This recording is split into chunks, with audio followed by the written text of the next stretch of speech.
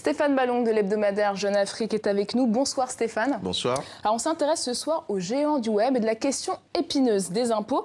Est-ce que Google, Facebook ou encore Airbnb, qui sont très présents sur le continent, paient des impôts aux gouvernements africains? Non, pas encore. Mais on voit émerger sur le continent des initiatives ici et là pour parvenir à leur faire payer les impôts. Vous avez sans doute entendu parler de la volonté des autorités ougandaises de taxer l'utilisation des messageries de Facebook ou de Twitter.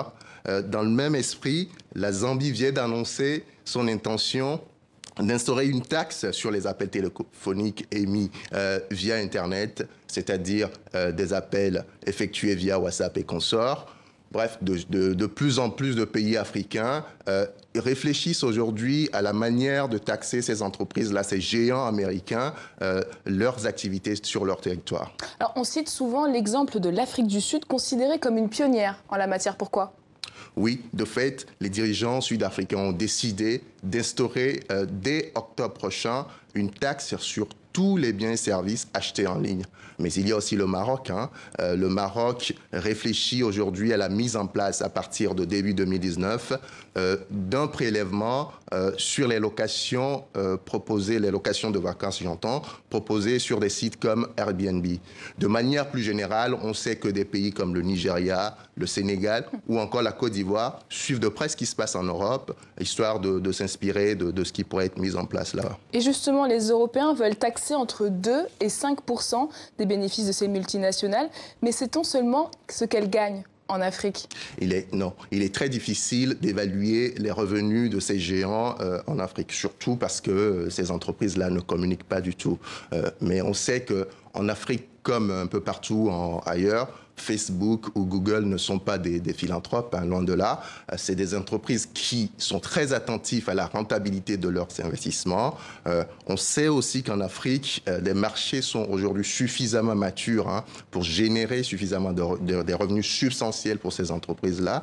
Je peux vous citer l'exemple de l'Afrique du Sud, où on estime qu'en 2021, c'est-à-dire demain, le chiffre d'affaires du secteur du numérique atteindra 25 milliards d'euros.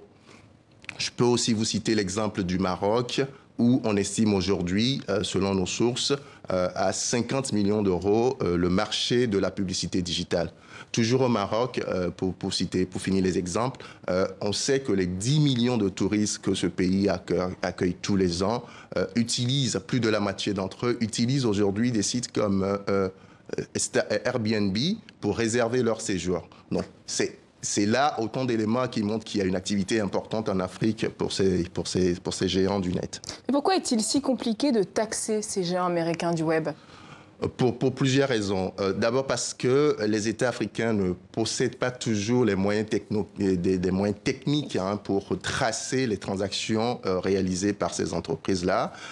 Et puis ensuite parce que ces entreprises ont pris soin d'installer leurs sièges sociaux dans des pays où la fiscalité est, disons, avantageuse, très avantageuse. Et puis par des tours de passe-passe, elles parviennent à payer très peu d'impôts dans les autres pays où elles sont actives.